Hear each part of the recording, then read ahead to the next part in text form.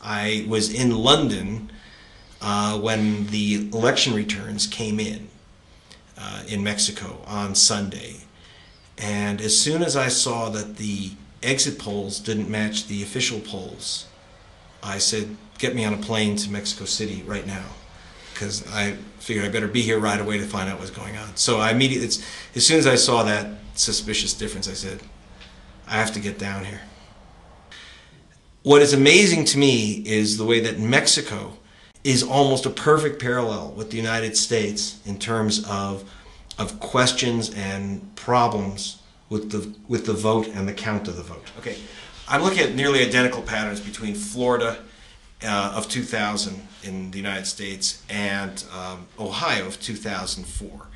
In both those states, we had a tremendous non-count of vote. In fact, very few people in the world, including Americans themselves, have any idea that in the United States in 2004, 3.6 million votes, 3.5 million votes were cast and never counted. That includes two big piles, what is called in Mexico the null vote, and in the United States is called the spoiled vote, where it was 1.5 million. Here you have nearly 1 million votes, even a worse percentage than the United States, which is a terrible percentage, by the way, in the United States. But here is horrendous. Nearly 1 million votes were null votes. That is blank ballots or blank ballots, exact 2%. You're talking about blank ballots or ballots that they supposedly couldn't read or were spoiled.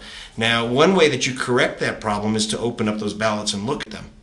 And I can tell you from experience in Florida and Ohio that if you actually look at the ballots, they're not blank. You look at the ballots and you can see that someone tried to vote, and usually their vote is quite clear. And so what happened in Florida is very similar to what happened here. In Florida, the person in charge of counting the votes was named Catherine Harris. She was Secretary of State.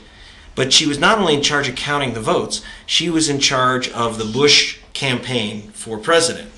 And she made a decision, even though the law said if the vote is within 0.5%, you must recount the ballots. But she stopped that recount as it began.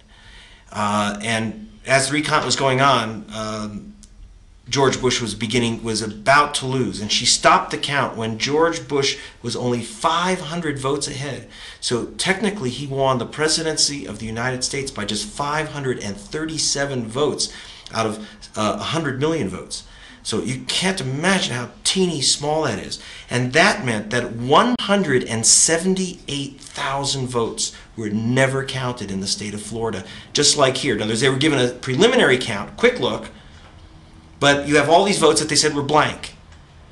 Well, if you looked at those votes, in almost all cases, you could see what someone was trying to do, how they were trying to vote, mostly for Al Gore. Here, we see the same problem. I guarantee you, if you open up those ballots, you will have a different president. First you have to count those nearly 1 million ballots, which are called null votes. Then the second thing is, because you have paper ballots, you have to recount the votes that have been counted. Every paquete, every package that's been opened up is coming up with a different number than the official tabulation. Well, if every package you open up is different from the tabulation, then it automatically suggests that you might want to open up every packet. And it's not random. Every single packet opened up is giving the challenger, Lopez Obrador, more votes. And given that you have something like 2 votes per voting precinct, or casilla as they call it here, would change the result. So either you read the blank ballots, even if you just read the blank ballots, and by the way, that should only take a couple days to do. It's not that difficult. If you do that, or if you should really recount all of them, that will give you that'll give you a different result. But we saw that same thing in Ohio too, where nearly 1/3 million votes were not counted in Ohio in 2004 when George Bush was running for re-election. He won re-election because of the vote in Ohio. But it was not because of the vote that he won. It was because of the votes that weren't counted. And once again, the person in charge of the vote, whose name was Kenneth Blackwell, Secretary of State, was also chairman of the Bush campaign in that state. So he's running the campaign and he's running the vote. And he's saying you can't count these votes, nearly 1/3 million. Some of the same problems. In fact, and even some of the smaller problems are very similar. In Ohio, voters were stopped from voting because there weren't enough ballots, there weren't enough voting booths. Here, the same thing where you saw in the federal district here, voters who lined up for hours and hours and hours only to find that there weren't enough ballots. So you have the same thing, and again, it's not random. It tends to undermine the vote of the challenger. And finally, I'm looking at one thing that's very, very similar. In Florida, voters were scrubbed from the voter rolls. Their names didn't appear. I understand that we've gotten anecdotal reports of scrubs of the voter rolls here. And I'd be very interested to find out if there's been systematic removal of names as there was in the United States. I mean, we have some anecdotal reports. This is news to me, about 80,000 votes scrubbed in Tabasco. I'd love to get that information because that's exactly one of the keys to election manipulation in the United States. As it turned out, I investigated and found that there was a company called Choice Point, which was hired by the state of Florida. And the governor is Jeb Bush, the brother of the president. That the brother of the president hired a private company to give them names to remove from the voter rolls. The excuse being that these voters were criminals, convicted criminals who can't vote. In fact, they weren't convicted criminals, they were just African Americans who tend to vote for the Democratic Party. That's how that was fixed. I've discovered here that there was a contract, another contract by the Bush family to hire the same exact company, Choice Point, to grab the voter files of Mexico, which is against Mexican law. But they actually took all the citizenship files of the state of the Mexican nation. The padrón? Yeah, they took the padrón. They took the entire citizenship files, all the personal information, driver's licenses, and other information. Statements. Yeah, they took all these what's called the citizenship files of Mexico. They were able to get their hands on that, and they gave that to the Bush administration, the Bush government, through a contract with the FBI, the Federal Bureau of Investigation, and it was called a counterterrorism contract. In other words, they were looking for terrorists.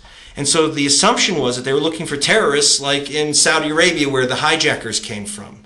And that we have no terrorists coming into the United States from Mexico. We have no terrorists coming from Venezuela into the United States. But they took the voter files of Venezuela and Mexico. Now, I know that Mexico attempted to arrest Bush's contractors, even though they were working for the U.S. government. And the contractor said they've given back all the files to the Mexican government, but that doesn't mean that George Bush and the U.S. government gave back the files. And so we don't know if it came back around to the PAN. We do know that George Bush is deeply panicked about the outcome of this election in Mexico.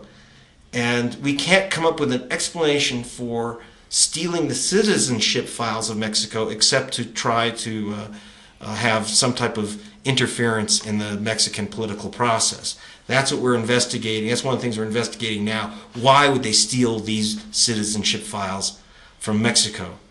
And we need an explanation from the Bush administration. They've refused to give us any answers at all, nor to say whether they've destroyed their own files.